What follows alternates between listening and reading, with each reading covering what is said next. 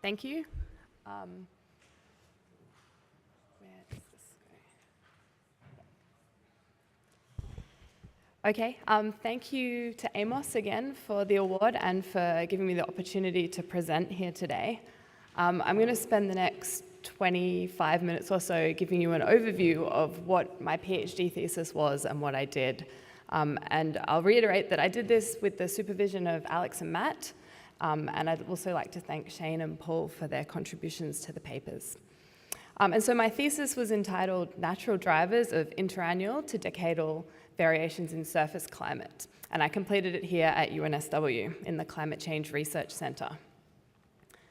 Okay, so what motivated the thesis and why did I begin to look at the topic that I did? When I started, there was something called a hiatus going on, which I'm sure most of you heard about in the media. A hiatus is a decadal period where the surface air temperature of the Earth doesn't warm even though greenhouse gases are increasing. And this was really interesting as a scientific question, but also because this was used by climate deniers to say, hey, global warming doesn't exist. And so we wanted to look at what was going on. The recent hiatus occurred over the period 2003 to about 2012. And I also mentioned that we look at accelerated warming decades, which is the opposite, where perhaps the surface air temperature of the Earth warms more than you might expect. Previous work on the hiatus looked at drivers of the recent hiatus and they separated this into kind of three different categories. The first looked at artifacts of data biases, and particularly at sparse coverage around the Arctic region and biases due to ship-based measurements. The second set of studies really looked at whether there were decreases in radiative forcing that were causing a surface cooling of the Earth.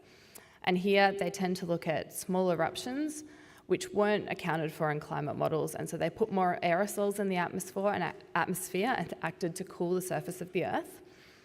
Other studies looked at decreases in solar radiation, solar insolation, and finally a third set of studies looked at increases in aerosols.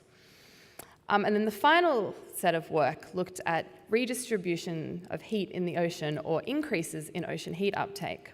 And here people focused on a whole bunch of different regions of the ocean, the Pacific, the Indian, the Atlantic, and the Southern Ocean, to look at whether heat was being taken into the subsurface or deep ocean and cooling the surface of the Earth. Okay. And so the first part of my PhD thesis wanted to look at hiatus periods in general in the CMIP-5 models and what caused decadal periods of cooling.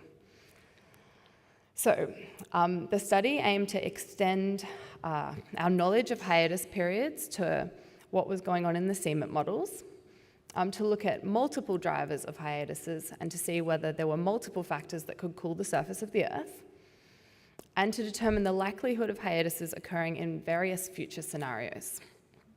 Okay, and so this figure here shows in the bottom panel the probability of a hiatus. So this is the percentage of 31 CMIP-5 models that had a hiatus or a decadal trend less than 0 at any given point in time. And you can see here that the probability of a hiatus fluctuates over time, but that there are certain periods where it's really, really likely that you'll get a hiatus in all of the CMIP-5 models. And you can see that they tend to correspond with these large grey bands, which are observed hiatuses. And then if you look at the top panel, which shows volcanic forcing, you can see that the high probabilities of a hiatus also tend to occur with a large volcanic eruption. And so what we found was that large tropical volcanoes are putting aerosols into the atmosphere and cooling the surface of the Earth and causing hiatuses. Okay, then we wanted to ask the question, well, what about times when there's no volcanoes? And so here we show a composite of the surface air temperature trend for non-volcanic hiatuses. So here I've just taken out the periods affected by volcanoes. The left-hand panel shows a composite of hiatus decades, and the right-hand panel shows a composite of accelerated warming decades. And so this is, again, where you've got more warming than the mean of the climate models. What I'd like to point out is the Pacific Ocean, which you can see in the in both panels, and you can see looks like a negative IPO in the hiatus decades and a positive IPO in the accelerated warming decades. And this agrees well with previous studies from Jerry Meal, who looked at the NCAR model and found a similar result. Okay, so this figure here shows the probability of a hiatus decade on the y-axis against the gradient in anthropogenic forcing on the x. Historical projections are shown in red, or historical simulations are shown in red for the non-volcanic years. Volcanic years are highlighted in blue, and the future projections are shown in green. And if you ignore the volcanic affected periods in blue, you can see really that your probability of a hiatus decreases drastically as you increase the gradient in the anthropogenic forcing. And so this suggests that it's not the magnitude of the anthropogenic forcing that causes hiatuses, but it's actually the rate of change in the greenhouse gas emissions. Okay, and so finally we wanted to look at future scenarios and whether we're likely to see these periods of no warming in the surface temperatures under different forcing scenarios.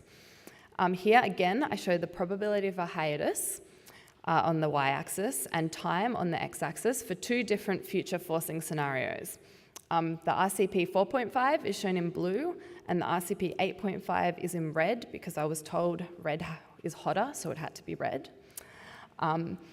Here you can see if you look at both scenarios at the beginning of the century, you find that there's a really low chance of getting a hiatus in any of the CMIP5 models, but that this changes at the end of the century.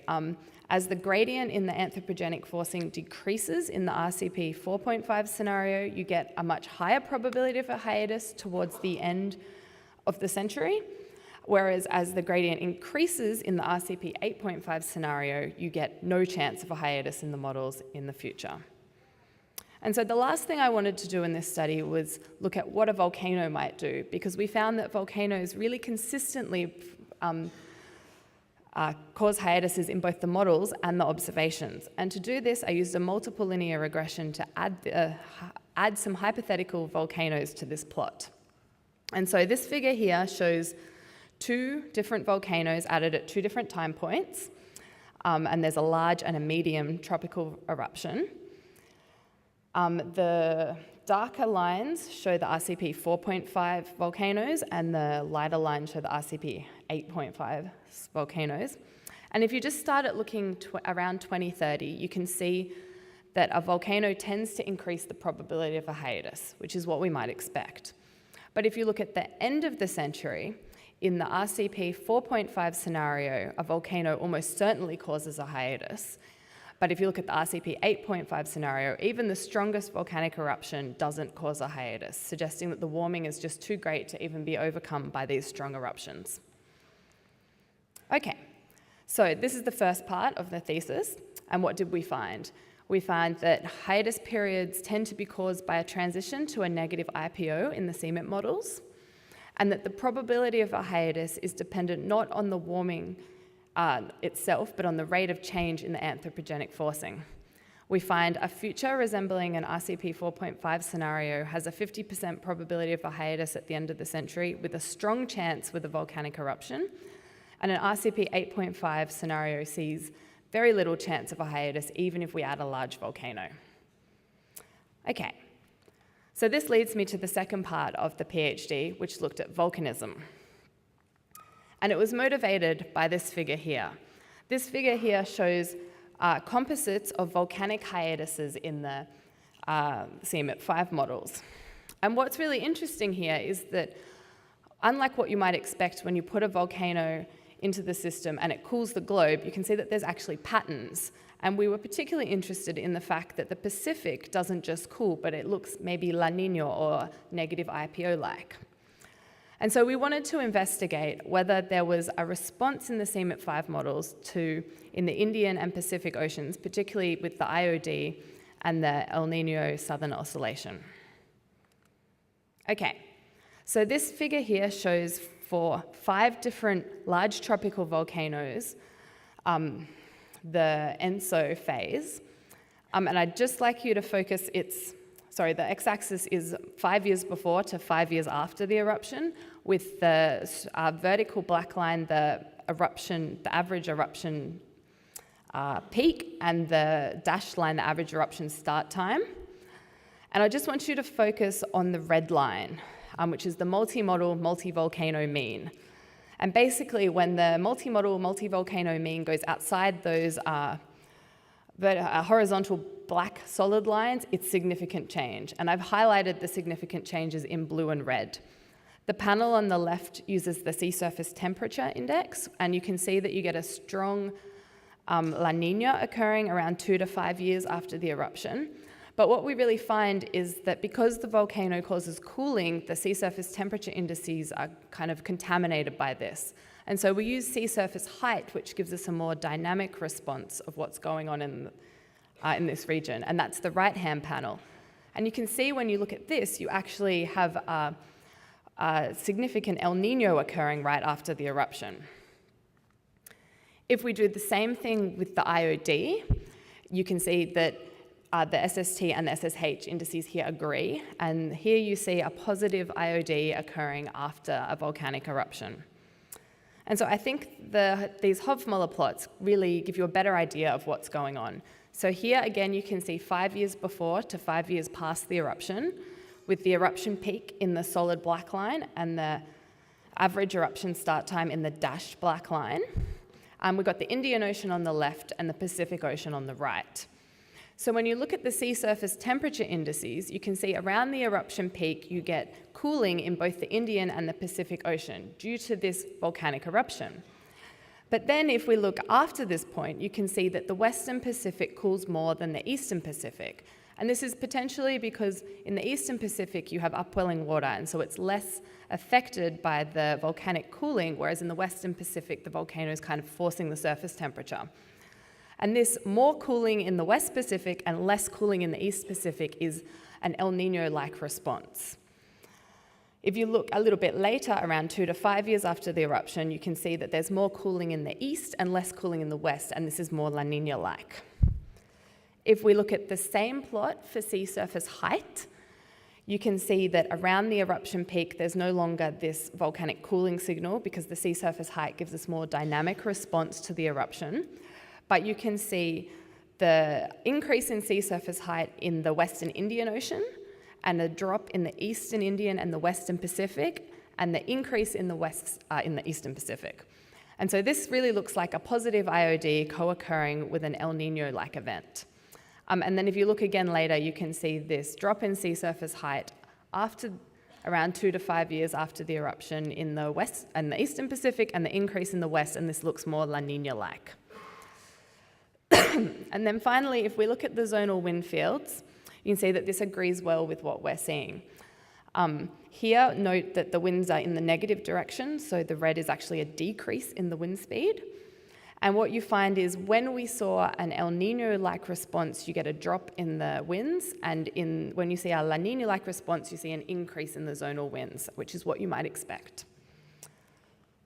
Okay, so what did we find? From the first part of the thesis, we found that large tropical eruptions consistently result in hiatus decades in the models and in the observations. Here in this study, we find that large tropical eruptions cause an increase in the probability of the following sequence of events, which is a positive IOD and El Nino-like event. Remember, this is not warming and cooling, but cooling and less cooling.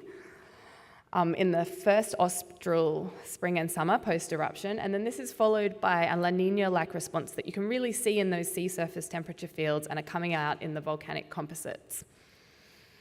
Okay, so the last part of my thesis wanted to look more at these IPO hiatuses and the recent hiatus itself. So what we did is we took an ocean-only model and we forced it with the trends in all the surface fields observed from 1992 to 2012, so over a 20-year period. And we wanted to look at really how the ocean heat content and the temperatures in the oceans evolved with the surface forcing as observed. And then we wanted to see what would happen if we swapped the forcing and we reversed the wind fields and we took it back to the state it was before the hiatus. Okay, So this figure here demonstrates the temperature trends we get when we force an ocean-only model with the observed surface fields. On the left, you can see the Western Pacific, in the middle, the Eastern Pacific, and on the right, the Indian Ocean. You can see in the Western Pacific, we get this really strong subsurface warming. In the Eastern Pacific in the middle, you get this cooling in the surface oceans, which is similar to this negative IPO-like event and causing the surface cooling for the hiatus. And you can see in the Indian Ocean in the thermocline and extending deeper in south of the equator, you get this strong warming. Okay, so we wanted to know what might be causing these temperature trends. And to do this, we looked at the subtropical cells in the Pacific, which Matt England had suggested earlier was causing an increase in the subsurface heat content. On the left, you can see the subtropical cells in the control, and on the right, you can see the trend over the experiment. I just want you to note that the colors are in the same direction as the cells, which means the cells are increasing. And so we get a strengthening of the subtropical cells in the experiment. We also wanted to look at the Indonesian through-flow because there's warming in the Indian Ocean as well, even though the experiment only forced the surface fields in the Pacific Ocean. And so here, you can see on the left the ITF transport, and on the right, the ITF heat transport. The control is shown in black, and you can see that the ITF doesn't change in the control. And the red is the experiment. And here you can see an increase in both the ITF transport and heat transport over the experiment. And so this explains why when we're only forcing the surface of the Pacific Ocean, we're getting an increase in the heat content of the Indian Ocean. And that's because heat's moving through the Indonesian through-flow. Okay, so what's going on in this experiment? Like I said, we took an ocean-only model and we forced the surface fields in the Pacific Ocean to be as observed. So what's going on here? And what I've done in this figure is I've split the globe up into 5 different boxes. If you look at the north box, there's not much going on. If you look at the Atlantic, also not much going on. If you look at the Southern Ocean, we see an increase in heat in the ocean, but I think this is just because I had defined my boundary a little bit too far north. And so if you look at the Pacific, you can see this is where the heat's really going into the ocean. And you can see that in the 16.6 number, which is the surface heat flux into the ocean in red. Of this heat, the 7.5 is staying in the Pacific Ocean and acting to warm the subsurface Western Pacific. And then we get a transport of about the same amount through the Indonesian through-flow into the Indian Ocean. The heat that goes into the Indian Ocean, about half of it stays in the subsurface and the other half is actually emitted back into the atmosphere. Okay. So then we wanted to see what might happen in the future. As some studies have suggested that the IPO phase has reversed and we might get the opposite surface trends in the Pacific Ocean. So what we did is we ran a reversal experiment. So we started from the end of the initial experiment and then we reversed the trends in all the surface fields. And we wanted to see if we did this, whether the ocean would go back to its initial state. The figure here shows the temperature trends in the Indian on the left, the Pacific in the middle, and the Atlantic on the right in the top panel in the initial experiment. The middle panel is the reversal experiment, and you can see that the trends look fairly opposite to the original experiment.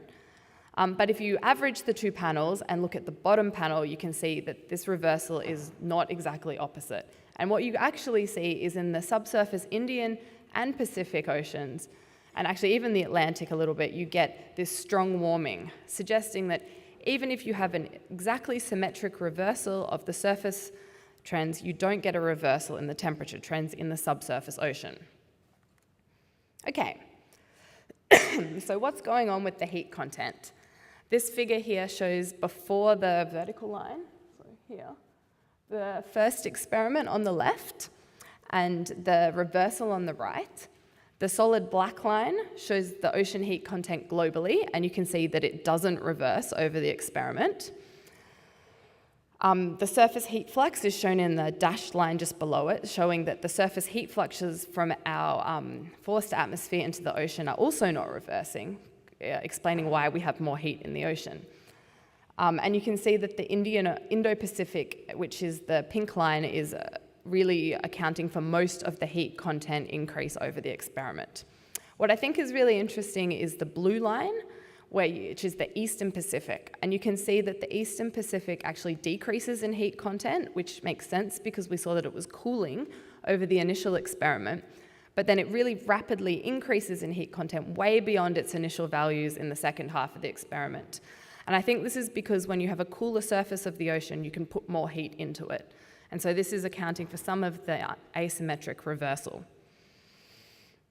If we look at the circulation changes, we find that the subtropical cells response is symmetric. So the subtropical cells exactly reverse, or almost exactly reverse, in the future experiment, suggesting that they're wind-driven. But also, while I note that they reverse exactly, the initial conditions of the heat aren't the same, so the heat they're transporting might not be the same.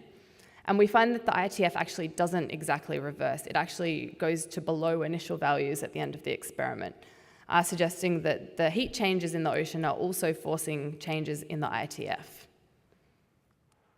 Okay, so this figure really gives us an overview of what's going on in this experiment. You can see in the big red arrow on the top of the ocean the increased wind stress that we applied in the surface fields in the Pacific Ocean. This causes an increase in the subtropical cells which drive heat from the surface of the ocean into the subsurface Western Pacific. And then you get an increase in the EUC at the same time, which drives cooler subsurface water up into the surface Eastern Pacific. We find an increase in the Indonesian throughflow, which accounts for the warming in the Indian Ocean and the transport of heat into this area. And what we find if we exactly reverse the atmospheric forcing fields, we don't get a reversal, and we actually end up with a warmer subsurface ocean than we did at the beginning of the experiment. Yeah, so this is what we found. We confirmed the results of the lower resolution studies from before us that show an increase in Indo-Pacific heat content associated with the hiatus. And our temperature trends actually agree quite well with the observed ocean atlas trends. And this increase is associated with the acceleration of the STC and the ITF. As I mentioned before, we don't get a symmetric reversal, and I think this is because the ITF is somewhat non-reversible and it doesn't go back to its initial values. It actually goes below them. The heat transport is actually dependent on the initial state of the ocean, not just what's going on in the atmosphere. And we potentially have some mixing below the thermocline that's also not reversible. Okay. So what have we added to the study of hiatuses, which was the initial hypothesis for the whole thesis? We found that hiatuses are generated in CMIP5 models due to large volcanic eruptions, which then generate this La Nina-like pattern, or this El Nino then La Nina-like pattern in the ocean. And we find that hiatuses in CMIP5 are often associated with the transition to a negative IPO. Future hiatuses are dependent on the rate of change of anthropogenic forcing, with about a 50% chance of a hiatus in an RCP 4.5 scenario and a strong chance with a volcano, and a very unlikely chance of a hiatus occurring in the RCP 8.5, even with a large eruption. And we find that the IPO hiatuses, at least the recent one, is associated with the subsurface increase in heat in both the Indian and the Pacific Oceans. And this is caused by an acceleration of the subtropical cells and the ITF, and it's not reversible. Okay, so finally, what does this kind of mean? What we've found, similar to other studies, is that both natural and anthropogenic drivers are important for determining future climate, and that climate drivers are not just straightforward. For example, a volcano doesn't just cool the Earth, but it actually can influence the patterns in the ocean. Changes are not necessarily reversible in a complex system, and we see this when we reverse the surface, the atmospheric trends in our ocean experiment. And finally, we find that internal variability is very important in understanding the climate system, and you can see this because the IPO is really important in driving the surface climate. And so this leads me to where I am now. I'm currently working at the Max Planck Institute in Germany. I have an Alexander von Humboldt Fellowship, and I'm interested in climate variability and future projections. Current work is looking at ENSO change in climate projections and trying to determine whether this is a forced response and the role of internal variability. And I'm also looking at a large ensemble, so a 100-member ensemble of one single climate model, and trying to work out what we can do with such an ensemble that we can't do with CMIP5 or with a long control run. And if you're interested in either of these topics, please come find me. So if you have any questions, now is good, or otherwise, please check out my papers where there's more details on all of this work. Thank you.